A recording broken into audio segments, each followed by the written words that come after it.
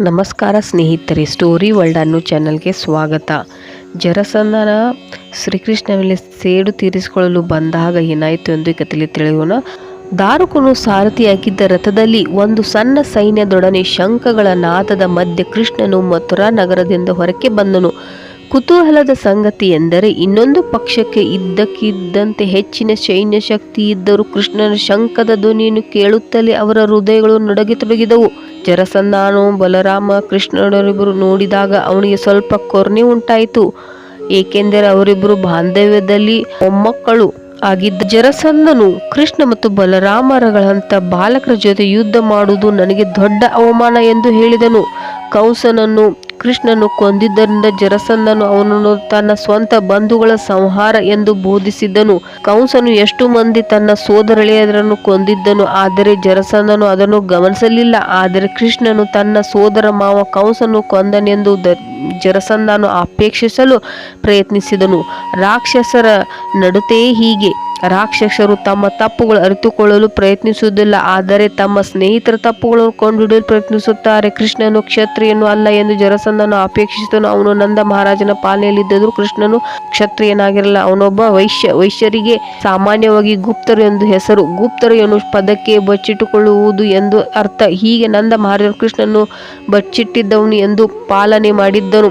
ಜರಸಂಧನು ಕೃಷ್ಣನ 3 ದೋಷಗಳಿವೆ ಎಂದು ಅಪೇಕ್ಷಿಸಿದನು. ಅವನು ತನ್ನ ಸೋದರ ಮಾವನು ಕೊಂದನು, ಬಾಲ್ಯದಲ್ಲಿ ಬಚ್ಚಿಟ್ಟುಕೊಂಡಿದ್ದವನು ಮತ್ತು ಅವನು ಕ್ಷತ್ರಿಯನು ಅಲ್ಲ. ಆದುದರಿಂದ ಜರಸಂಧನು ಅವನೊಂದಿಗೆ ಯುದ್ಧ ಮಾಡುವುದು ಅವಮಾನ ಎಂದು ಭಾವಿಸಿದ್ದನು. ಅನಂತರ ಅವನು ಬಲರಾಮನ ಕಡೆಗೆ ತಿರುಗಿ ಹೀಗೆ ಹೇಳಿದನು: ಬಲರಾಮ, ನಿನಗೆ ಇಷ್ಟ ಬಂದರೆ ನೀನು ಅವನ ಜೊತೆ ಸೇರಿ ಯುದ್ಧ ಮಾಡಬಹುದು, ಮತ್ತು ನಿನಗೆ ತಾಳ್ಮೆ ಇದ್ದರೆ ನನ್ನ ಬಾಣಗಳು ನಿನ್ನನ್ನು ಕೊಲ್ಲುವವರೆಗೆ ಕಾದಿರಬಹುದು. ನಿನಗೆ ಹೀಗೆ ಸ್ವರ್ಗಕ್ಕೆ ಹೋಗಬಹುದು. ಯುದ್ಧ ಮಾಡುವುದರಿಂದ ಕ್ಷತ್ರಿಯನಿಗೆ 2 ಬಗೆಯ ಲಾಭಗಳಿವೆ. ಒಂದು ಭಗವದ್ಗೀತೆಯಲ್ಲಿ ಹೇಳಿದೆ, ಕ್ಷತ್ರಿಯನು ಯುದ್ಧದಲ್ಲಿ ಗೆದ್ದರೆ ತನ್ನ ವಿಜಯದ ಫಲವನ್ನು ಸವಿಯಬಹುದು. ಯುದ್ಧದಲ್ಲಿ ಅವನು ಸತ್ತರೂ ಅವನು ಸ್ವರ್ಗಲೋಕಕ್ಕೆ ಏರುತ್ತಾನೆ. ಜರಸಂಧನು ಈ ರೀತಿ ಮಾತನಾಡುವುದನ್ನು ಕೇಳಿ ಕೃಷ್ಣನು ಹೀಗೆ ಉತ್ತರಿಸಿದನು: ಪ್ರೀತಿ ಅರಸ ಜರಸಂಧ, ವೀರರಾದರೂ ಬಹಳ ಮಾತನಾಡುವುದಿಲ್ಲ. ಅವರು ತಮ್ಮ ಶಕ್ತಿಯನ್ನು ಪ್ರದರ್ಶಿಸುತ್ತಾರೆ. ನೀನು ಅತಿಯಾದ ಮಾತನಾಡುವುದರಿಂದ ಈ ಯುದ್ಧದಲ್ಲಿ ನಿನ್ನ ಸಾವು ನಿಶ್ಚಯ ಎಂದು ಕಾಣುತ್ತದೆ. ಇನ್ನು ನಿನ್ನ ಮಾತುಗಳು ಕೇಳುವುದು ನನಗೆ ಬೇಕಿಲ್ಲ, ಏಕೆಂದರೆ ಸಾಯಲಿರುವವನ ಅಥವಾ ತುಂಬ ಸಂಕಷ್ಟದಲ್ಲಿರೋನ ಮಾತನ್ನು ಕೇಳಿ ಪ್ರಯೋಜನವಿಲ್ಲ. ಕೃಷ್ಣನ ಜೊತೆಗೆ ಯುದ್ಧ ಮಾಡಲು ಜರಸಂಧನು ಬಹುದೊಡ್ಡ ಸೈನ್ಯನೊಡನೆ ಅವನನ್ನು ಎಲ್ಲ ದಿಕ್ಕುಗಳಿಂದಲೂ ಸುತ್ತುವರಿದನು. ಧೂಳಿನಿಂದ ಸೂರ್ಯನೇ ಮುಚ್ಚಿ ಹೋದಂತೆ ಭಾಸವಾಯಿತು. ಹಾಗೆ ಪರಮ ಭಾಸ್ಕರನಾದ ಕೃಷ್ಣನು ಜರಸಂಧನ ಸೈನ್ಯದಿಂದ ಸುತ್ತುವರಿಯಲ್ಪಟ್ಟಿದ್ದನು. ಕೃಷ್ಣನ ಬಲರಾಮರ ರಥಗಳಿಗೆ ಗರುಡು ಮತ್ತು ತಾಳೆ ಮರಗಳ ಚಿತ್ರಗಳಿದ್ದವು. ಈ ಅದ್ಭುತ ಹೋರಾಟಗಳನ್ನು ನೋಡಲು ಮಥುರೈ ಸ್ತ್ರೀಯರೆಲ್ಲ ಮನೆಗಳ ಮತ್ತು ಅರಮನೆಗಳ ಉಪ್ಪರ ಮೇಲೆ ಮತ್ತು ಬಾಗಿಲಲ್ಲಿ ನಿಂತಿದ್ದರು. ಆದರೆ ಜರಸಂಧನ ಸೈನ್ಯವು ಕೃಷ್ಣನು ಸುತ್ತುವರಿದಾಗ ಅವರಿಗೆ ಎಷ್ಟು ಭಯವಾಯಿತೆಂದರೆ ಕೆಲವರು ಮೂರ್ಛೆ ಹೋದರು. ಜರಸಂಧನ ಸೈನ್ಯ ತನ್ನ ಮೇಲೆ ಎರಗುತ್ತಿರುವುದನ್ನು ಕೃಷ್ಣನು ನೋಡಿದನು. ಅವನ ಸಣ್ಣ ಸೈನಿಕರನ್ನು ಅವರು ಸಂಕಷ್ಟಪಡುತ್ತಿದ್ದರು. ಆದ್ದರಿಂದ ಕೃಷ್ಣನು ಕೂಡಲೇ ಸಾರಂಗ ಎನ್ನುವ ತನ್ನ ಧನಸ್ಸನ್ನು ಎತ್ತಿಕೊಂಡನು.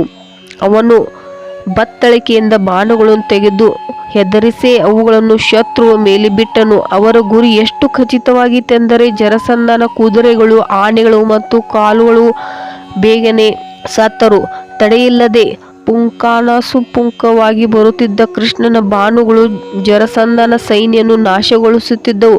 ದೃಶ್ಯವು ಧಗಧಗಿಸುವ ಉರಿಯ ಮಾರುತದಂತೆ ಕಾಣುತ್ತಿತ್ತು. ಕೃಷ್ಣನ ಬಾಣಗಳನ್ನು ಬಿಟ್ಟಂತೆ ಕ್ರಮೇಣ ಆನೆಗಳ ತಲೆಗಳು ಕತ್ತರಿಸಿ ಆನೆಗಳು ನೆಲಕ್ಕುರುಳಿದವು. ಹಾಗೆ ಕುದುರೆಗಳು ಬಿದ್ದವು. ರಥಗಳು ತಮ್ಮ ಧ್ವಜಗಳೊಂದಿಗೆ ಉರುಳಿದವು. ಸ್ವಲ್ಪ ಹೆಚ್ಚು ಕಡಿಮೆ ಎಲ್ಲ ಕಾಲುಗಳು ರಣಭೂಮಿಯಲ್ಲಿ ಬಿದ್ದವು. ಸಾರಥಿಗಳು ಮತ್ತು ರಥಗಳಲ್ಲಿದ್ದ ಯೋಧರು ಸಾವನ್ನಪ್ಪಿದರು. ಅವರ ತಲೆಗಳು, ಕೈಗಳು ಮತ್ತು ಕಾಲುಗಳು ಕತ್ತರಿಸಿ ಹೋದವು. ಹೀಗೆ ಸಾವಿರಾರು ಕುದುರೆಗಳು ಮತ್ತು ಆನೆಗಳು ಸತ್ತವು. ಅವುಗಳ ರಕ್ತವು ನದಿಯಲ್ಲಿ ಹರಿಯಿತು. ಈ ನದಿಯಲ್ಲಿ ಯೋಧರ ಕತ್ತರಿಸಿದ ಕೈಗಳು ಹಾವುಗಳಂತೆ ಕಂಡವು, ಅವರ ತಲೆಗಳು ಆಮೆಗಳಂತೆ ಕಂಡವು ಮತ್ತು ಆನೆಗಳ ದೇಹಗಳು ಸಣ್ಣ ದ್ವೀಪಗಳಂತೆ ಕಂಡವು. ಸತ್ತ ಕುದುರೆಗಳ ಶಾರ್ಕಗಳಂತೆ ಕಂಡವು. ಕಾಲುಗಳು, ಕೈಗಳು ಮತ್ತು ತಲೆಗಳು ತೇಲಾಡುತ್ತಿರುವ ಸಮುದ್ರದ ಜೊಂಡಿನಂತೆ ಕಂಡವು. ಯೋಧರ ಬಿಲ್ಲುಗಳು ತೇಲಾಡುತ್ತಿದ್ದವು. ನದಿಯ ಅಲೆಗಳಂತೆ ಕಂಡವು. ಸಿಪಾಯಿಗಳು ಮತ್ತು ಸೇನಾ ನಾಯಕರ ದೇಹಗಳ ಒಡವೆಗಳು ರಕ್ತದ ನಲ್ಲಿ ಸಾಗು ಹೋಗುತ್ತಿದ್ದ ಸಣ್ಣ ಕಲ್ಲುಗಳಂತೆ ತೋರಿದವು.